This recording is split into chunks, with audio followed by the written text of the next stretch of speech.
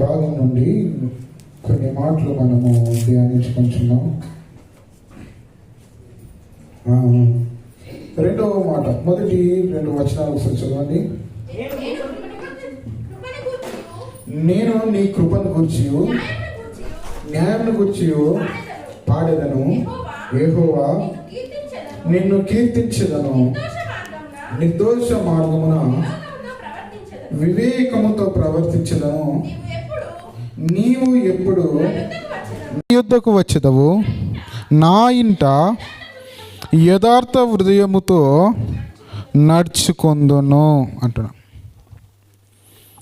దేవుని నామానికి స్తోత్రం కలుగును గాక. ఇదే కదా 101 కదా, కీర్తనలు 101 అధ్యాయము.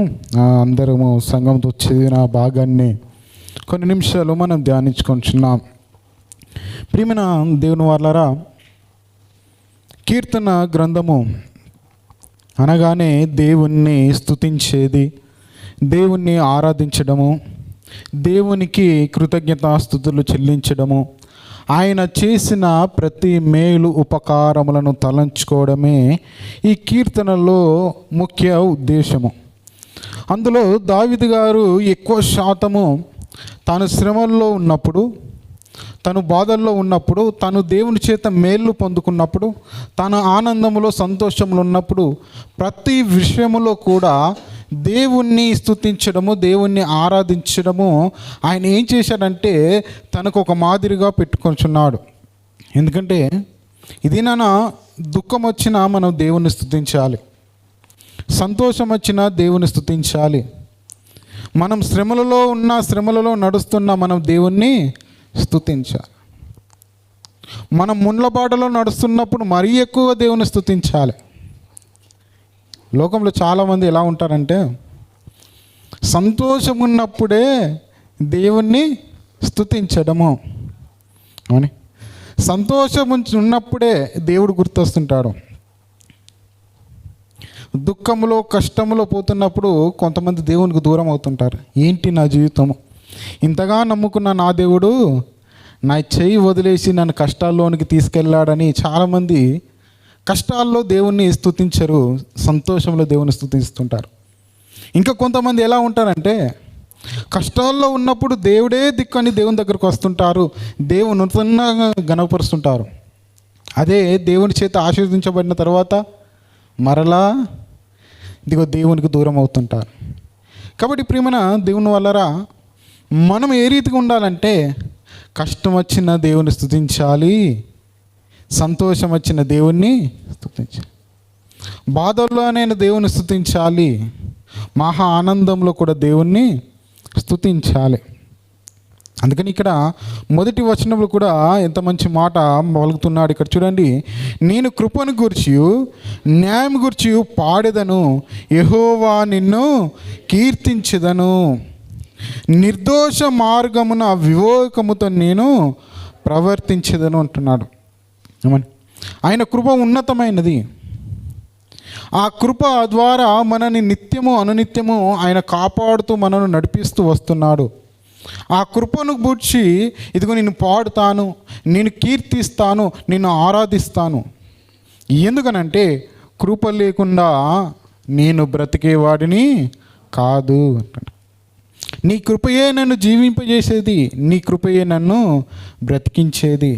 ఇదిగో ఇంత గొప్ప కృప నాకు అనుగ్రహిస్తూ నన్ను కంటికి రెప్పలా కాపాడుతున్నా నిన్ను నేను ఇది గణపరుస్తాను, కీర్తిస్తానని అంటున్నాడు. 2వ వచనంలో అంటున్న మాట చూడండి, నీవు ఎప్పుడు నా యొద్దకు వచ్చేదవు. అక్కడ క్వశ్చన్ మార్క్. ఇక్కడ ఆలోచించాలి. అక్కడ ఏమంటున్నాడు, దేవా నీవు నా యొద్దకు ఎప్పుడు వచ్చేదవు అంటున్నాడు. వచ్చావు అనట్లేదు, వస్తున్నావు అనట్లేదు, ఎప్పుడు వచ్చేదవు అంటే దేవుడు తన యొద్దకు రావాలని ఒక ఆశతో చూస్తున్నట్టు మనకు కనిపిస్తున్నది ఇక్కడ మాట. దేవా నీవు నా యొద్దకు ఎప్పుడు వస్తావు? ఒకవేళ దేవుడు రావాలన్నప్పుడు మానవుని యొక్క స్థితి ఎలా ఉంటుంది? ప్రాముఖ్యంగా దేవుణ్ణి ఇంతవరకు చూసిన వారు ఎవరు లేరు. ఒక యేసుక్రీస్తు తప్పించి మరలా ఇంతవరకు ఎవరు మోషే గారు కూడా ఒక దినాన చూడాలి అంటున్నాడు. నువ్వు చూస్తే తట్టుకోలేవు బిడ్డ అని ఏం చేశాడు? ఏమన్నా ఒక బండ సందులో కొంచెమే తన వీపునే కొద్ది భాగాన్నే చూపించాడు. తదుపరి చూడాలని ఆశపడ్డ ఎవరికి కూడా దేవుని యొక్క దర్శనం అనేది కలగదు. ఎందుకంటే ఆ మహారూపము, ఆ మహాశక్తి, ఆ మహా వెలుగు చూసి తట్టుకునే స్థితి మానవుంది కాదు. అసలు మానవుడు ఎంత చిన్నవాడు ఒకసారి ఆలోచిద్దాం. దేవుడు ఎంత గొప్పవాడో ఒకసారి ఆలోచిద్దాం. దేవుడు ఆకాశాన్ని సింహాసనముగా చేసుకున్నాడు, భూమిని పాదపీఠముగా. ఇప్పుడు చూడండి, దేవుని యొక్క ఆహారం ఎంత పెద్దది. తన పాదపీఠం ఏంటి? భూమి. భూమి ఎంత ఉంది? కాలు కింద చిన్న బంతిలా ఉంది. దేవుని కాలు కింద చిన్న బంతి. ఆ బంతిలో ఈ భూగోళంలో ఎక్కువ శాతం దేనితో నిండిపోయిందంటే నీటితో నిండిపోయింది. మనుషులు నివసించే ప్రాంతం అనేది చాలా తక్కువ. భూమి అనేది చాలా పెద్దదే. అంటే మనము చూస్తున్న దృష్టితో మనం ఆలోచిద్దాం. భూమి చాలా పెద్దదైనప్పటికీ ఇందులో మనుషులు నివసించేది కొంత భాగమే. ఎక్కువ శాతము నీరుతో, సముద్రముతో, అడవులతో, కొండలతో నిండిపోయింది. ఇప్పుడు చూడండి, దేవుని యొక్క పాదపీఠం భూమి, అందులో ఎక్కువ శాతం నీరున్నది, ఎక్కువ శాతం అడవులు, కొండలు ఉన్నవి. అందులో మనుషులు నివసించేది కొన్ని ప్రాంతాలలోనే. ఆ ప్రాంతాలలో మానవుడు ఎంత సైజులో ఉన్నాడు? మా అంటే 6 అడుగులు అని. మహా అంటే 6 అడుగులు. ఇప్పుడు మహా అంటే 6 అడుగులు. ఇది మన లెక్క. మన ముందు ఒక 7 అడుగులు 8 అడుగులు ఏమైనా పొడవైన వాడు వస్తే వీడి ఆకారం ఏంటి ఇంత బాగుంది, వీడేంటి ఇంతలా ఉన్నాడు అనుకుంటా. దుబాయ్లో చాలామంది కొన్నిసార్లు కొంత బయట కంట్రీ నుంచి వచ్చిన వాళ్ళు కనిపిస్తుంటారు. వాళ్ళ ఆకారం చాలా పెద్దగా ఉంటుంది. ఒకవేళ మన ఆకారాలతో పోల్చుకుంటే వారి ఆకారం పెద్దగా ఉంటుంది. వారిని చూసి మనం ఏమంతా వీడేంటి ఇలా ఉన్నాడు అనుకుంటాం. అంటే మన ఆకారానికి 6 అడుగులే మహా అంటే చాలా గొప్ప వ్యక్తి, లేకపోతే ఎత్తుగా ఉన్న వ్యక్తి అనుకుంటాం. దేవుడు అంత గొప్పవాడు. భూమిని తన పాదపీఠంగా చేసుకున్నాడు. ఆ భూమిలో ఇదిగో సగానికి సగం శాతము మానవుడు నివసించే ప్రాంతము. ఆ నివసించే ప్రాంతంలో మానవుడు ఎంత ఉన్నాడు? చాలా అల్పుడు, చిన్నవాడు. ఇప్పుడు చూడండి, దేవుని యొక్క ఆకారం ఏమో చాలా పెద్దది, మానవుని యొక్క ఆకారం చాలా చిన్నది. దేవుడు మానవుణ్ణి దర్శించాలన్నా, మానవుని దగ్గరికి రావాలన్నా, మానవుని దగ్గర నివాసం చేయాలంటే దేవునికి మనిషికి ఏమన్నా ఉందా అండి? మన కళ్ళ ముందు చీమ ఉంటుంది. చీమని ఎంత చిన్నగా ఉంటుంది? చాలా చిన్నది. మనం ఇలా నలిపేస్తుంటాం, ఇలా అంటుంటాం. ఏమండి, మన కాళ్ళ కింద అలా తిరుగుతూనే ఉంటాయి. వాస్తవానికి దేవుని యొక్క ఆకారం అలాంటిది. అంటే ఆ ఆకారాన్ని చూడాలంటే శరీరముతో ఉన్న మనకు సాధ్యము కాదు, కానీ ఆత్మతో ఉన్న మనకు సాధ్యము అవుతుంటాం. మీకు అర్థమైందండి? ఈ శరీరానికి సాధ్యపడదు దేవుని యొక్క దర్శనాన్ని చూడాలనుకుంటే. మరి ఏ రీతిగా మనం దేవుని చూడగలము? అంత మహా ఆకారము, అంత పెద్ద ఆకారంతో ఉన్న దేవునిని మనం ఏ రీతిగా చూడగలము? ఆయనని ఏ రీతిగా మనం కనుగొనగలము? ఆయన దగ్గరికి మనం ఏ రీతిగా చేరగలము? ఆయనను మనం ఏ రీతిగా స్తుతించి ఆరాధించగలమని అంటే అది దేవుడు అనుగ్రహించిన ఆత్మతోనే సాధ్యము అవుతుంటుంది. ఆమేన్. శరీరముతో సాధ్యం కానిది ఆత్మతో సాధ్యమయ్యేది. అందుకని దేవుడు ఏం చేశాడంటే ఇదిగో మట్టిలో నుండి మనల్ని చేసి ఇదిగో జీవ ఆత్మను మనకు ఇచ్చాడు. మట్టిగా ఉన్నప్పుడు మనం ఎలాంటి వారము? ఏమండి, పనికిరాని వారము. కానీ ఎప్పుడైతే దేవుడు తన జీవ ఆత్మను ఊది మనల్ని జీవింపచేసి తనతో సహవాసం కలిగి ఉండే భాగ్యాన్ని ఎప్పుడు ఇచ్చాడంటే ఆత్మ ద్వారా. కాబట్టి ప్రియమైన దేవుని వాళ్ళారా, ఇదిగో దేవుని యొక్క ఆత్మని శరీరంలో పొందుకున్న మనము ఇదిగో ఆయనను మనము చూడాలన్నప్పుడు, లేకపోతే ఆయన మన దగ్గరికి రావాలన్నప్పుడు మనం ఏ రీతిగా ఉండాలో కింద తెలియజేస్తున్నాడు. చూడండి ఏమంటున్నాడు? నీవు ఎప్పుడు నా యొద్దకు వచ్చెదవు, నా ఇంట యథార్థ హృదయముతో నడుచుకొందును. అంటే దేవా నీవు నా యొద్దకు ఎప్పుడు వస్తావు అని ఒక క్వశ్చన్ వేసుకుంటున్నాడు. ఒకవేళ నీవు నా ఇంటిలోనికి రావాలంటే నేను ఎలా ఉండాలి? యథార్థ హృదయుడని. యథార్థ హృదయుడు అంటే యథార్థ హృదయం అని అనగా పాపము లేని హృదయము, కల్మషము లేని హృదయము, కోప తాపాలు లేని హృదయము. ఇంకా చూడగల అంటే తెల్లగా ఏ మచ్చ లేని ఒక తెల్ల బట్ట ఎలా ఉంటుందో మన యొక్క హృదయం కూడా ఏ రీతిగా ఉండాలి? యథార్థముగా. అందుకని ఇర్మియా గ్రంథంలో ఉంటుంది ఏంటంటే హృదయం అనేది బహు మోసకరమైనది, వ్యాధి గలది అంటాడు. వ్యాధి గలది హృదయం అనేది బహు వ్యాధి గలది. ఈ వ్యాధి గలది హృదయం అనేది మోసకరమైనది, హృదయములో ఎన్నో పాపాలతో నిండినది. ఇలాంటి హృదయమును దేవుడు ఇదిగో చూస్తాడా? దేవుడు ఒకవేళ వచ్చి నివసిస్తాడంటే దేవుడు నివసించే ప్రదేశం ఎలాంటిదంటే పరిశుద్ధమైనది. దేవుడు నివసించే ప్రాంతం పరిశుద్ధమైనది. దేవుడు నివసించే ప్రజలు పరిశుద్ధముగా ఉండాలి. దేవుడు నివసించాలన్నప్పుడు మన ఇల్లు పరిశుద్ధముగా ఉండాలి, మన జీవితం పరిశుద్ధంగా ఉండాలి, మన బ్రతుకు కూడా పరిశుద్ధముగా ఉండాలి. ఒకవేళ అలాంటి స్థితిలో మన యొక్క హృదయం అనేది లేనప్పుడు దేవుడు మన హృదయంలోనికి రావడానికి అస్సలే వీలు పడదు. అందుకని ప్రియమైన దేవుని వారరా, ఇదిగో ఇక్కడ అంటున్నాడు నా ఇల్లు అంటున్నాడు. అసలు ఇది ఇల్లు ఎవరిది? ఇల్లు అంటే ఏంటి అంటే ఇక్కడ దావీదు అంటున్నాడు ఏంటంటే నా ఇంటిలో అంటున్నాడు. అంటే తన యొక్క నగరములో తను కట్టుకున్న బంగారు లేకపోతే తను కట్టుకున్న మంచి ఉన్నతమైన రాజనగర్లోనికి దేవుడు రావాలనుకుంటున్నాడంటే కాదు. ఇల్లు అనగా దేవుని ఇల్లు ఏదంటే మన హృదయమే.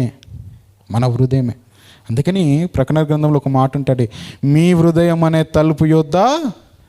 హృదయానికి తలుపులు ఉంటామండి. ఇదేనా కొంతమంది డైలాగులు వేస్తుంటారు, నా హృదయంలో 4 గోడలు ఉన్నాయి, ఒకటి నా భార్యకు, ఒకటి మా అమ్మకు, ఒకటి మా తండ్రికి, ఇంకా చెప్తుంటారు ఏమని. లేకపోతే అంటుంటాడు 4 గదులు ఉన్నాయి, 4గురిని పెట్టుకుంటానంటాడు అని. అంటే నిజమే. అంటే హృదయంలో 4 ఉంటాయి, దమనులు సిరలు అని. దమలు 2 గదులు, సిరలు 2 గదులు అని ఉంటాయి హృదయంలో. కానీ వీళ్ళు అనుకుంటున్నారంటే ఇల్లు లాంటి గదులే అనుకుంటున్నారు, అలా పెట్టేసుకుంటున్నారు వాస్తవానికి ఏమండి. కానీ ఎవరినో పెట్టుకోవడానికి కాదు. నువ్వు భార్యను పెట్టుకో, నువ్వు భర్తను పెట్టుకో ఆ హృదయంలో, కానీ దానికంటే మించి నువ్వు దేవుణ్ణి పెంచుకోవాలి. అందుకని దేవుడు అంటాడు ఏంటంటే ఎవడైనాను నా యొద్దకు వచ్చినప్పుడు నాకంటే ఎక్కువ దేన్ని ప్రేమించొద్దు అంటాడు. తల్లినైనాను, తండ్రినైనాను, భార్యనైనా, పిల్లలనైనా ఎవరిని కూడా నాకంటే ఎక్కువ ఎవరిని ప్రేమించకూడదని దేవుడు అంటాడు. అంటే ఈ హృదయంలో ప్రథమమైన స్థానం ఎవరిదంటే దేవునిది. ఆ దేవుని స్థానాన్ని మనం దేవునికి ఇవ్వాలి. ఆ దేవుని యొక్క స్థానాన్ని దేవునికి ఇవ్వాలన్నప్పుడు నీ హృదయం యథార్థముగా ఉండాలి, నీ హృదయం పరిశుద్ధముగా ఉండాలి, నీ హృదయము దేవుడు నివసించే స్థితిలో ఉండాలి. ఇండియాలో చాలా ప్రాంతాల్లో పాడుబడ్డ భవనాలు ఉంటాయి. టైం అయిందా? మీరు 2 minutes. ఓకే. ఇండియాలో పాడుబడ్డ భవనాలు ఉంటాయి, పాడుబడ్డ బంగ్లాలు అంటారు ఏమండి. వాటిని ఇంకా మా ప్రాంతంలో ఎలా అంటారంటే భూత్ బంగ్లా అంటారు. అంటే భూతాలు నివసించే, దయ్యాలు నివసించే బంగ్లా. అసలు అందులో ఎవరైనా నివసిస్తారంటే అసలు అందులోకి అడుగు పెట్టడానికి ఎవరికైనా ధైర్యం ఉంటుందండి? రాత్రి కాలంలో ఒకళ్ళు ఆ బిల్డింగ్ పక్క నుండి పోవడానికి కూడా ఎవరైనా సాహసం చేస్తారంటే చేయరు. ఆ పాడుబడ్డ ఇంటిలోనికి ఎవరు వెళ్ళరు, ఆ పాడుబడ్డ ఇంట్లో ఎవరు నివాసం చేయరు. ఒకటి, ఆ పాడుబడ్డ ఇంటి పరిసరాలలో తిరగడానికి కూడా రాత్రి కాలాల్లో ఒక్కొక్కరికి భయం అనేది, వణుకు అనేది పుడుతుంటారు. అదే ఒక మంచి ఉన్నతమైన నూతనమైన ఇల్లు కట్టుకోండి, దాంట్లో ఉండడానికి ఎవరికి ఇబ్బంది ఉండదు. దాని చుట్టూ అర్ధరాత్రి 2 కానీ 3 కానీ 4 గంటల దాకా రాత్రంతా తిరిగినా కానీ ఎవరు భయపడరు. ఇప్పుడు మేము ఒక క్వశ్చన్ ఇస్తాను, పాడుబడ్డ ఇంటి చుట్టూ తిరగడానికి, అందులో వెళ్ళడానికి, దాంట్లో నివసించడానికి ఎందుకు భయపడుతున్నారు? ఈ నూతనంగా కట్టుకున్న ఇంటిలో ఉండడానికి ఎవరు ఎందుకు భయపడట్లేదు? దాని చుట్టూ తిరగడానికి ఎందుకు భయపడట్లేదు? చెప్పండి.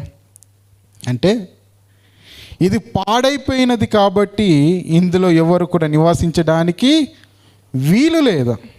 ఇది నూతనముగా కట్టుకున్నది కాబట్టి ఇందులో నివసించడానికి వీలు ఉంది. అంటే నివసించడానికి వీలున్న ఇంట్లోనే ఉంటారు తప్ప నివసించడానికి వీలు లేని పాడుబడ్డ బంగ్లాలు ఎవరు కూడా ఉండరు. ఇదినా మన హృదయము పాడుబడ్డైన బంగ్లా, పాడుబడైన ఇంటి స్థితిలో ఉండి, దేవా నువ్వు ఎప్పుడు వస్తావు నా హృదయంలోకి, నువ్వు ఎప్పుడు వస్తావు అని నువ్వు ఎంత ఆహ్వానిస్తావు, వస్తాడా? రాడు. నువ్వు ఉంటావా పాడుబడ్డ ఇంట్లో అంటే? అస్సలే. ఏమని చిన్న గుడిచినైనా వేసుకుంటాం కానీ ఆ బంగళలో ఉండనంట. కాబట్టి ప్రియమైన దేవుని వల్లరా, దేవుడు మనలోనికి రావాలి, మనలో నివాసం చేయాలి అని అన్నప్పుడు మనం ఏ రీతిగా ఉండాలంటే యథార్థ హృదయము, పరిశుద్ధ హృదయము. అలాంటి స్థితిలోనే దేవుడు మనలో నివాసం చేస్తాడు తప్పించి మనము పాపంలో జీవించి పాప హృదయంతో, పాడైన హృదయంతో ఉండి దేవా నీవు రా నా హృదయంలోని కంటే దేవుడు రాడు, నివాసము చేయడు. కాబట్టి ప్రియమైన దేవుని వల్లరా, ఈ దినాన యథార్థ హృదయం దేవుడు నీకు అనుగ్రహించాడు. ఏ రీతిగా అంటే పాడైపోయిన నీ హృదయము, పాడైపోయిన నీ బ్రతుకు, పాడైపోయిన నీ స్థితి యేసుక్రీస్తుల వారు తన శిలువ త్యాగం చేత ఆయన కార్చిన రక్తంలో నిన్ను పరిశుద్ధపరిచి సంఘంలో నిన్ను చేర్చి పరిశుద్ధ జనాంగంతో సహవాసం నీకు దేవుడు అనుగ్రహించాడు. అనుగ్రహించాడు. పాడైపోయిన నీ ఇంటిని దేవుడు బాగు చేశాడు.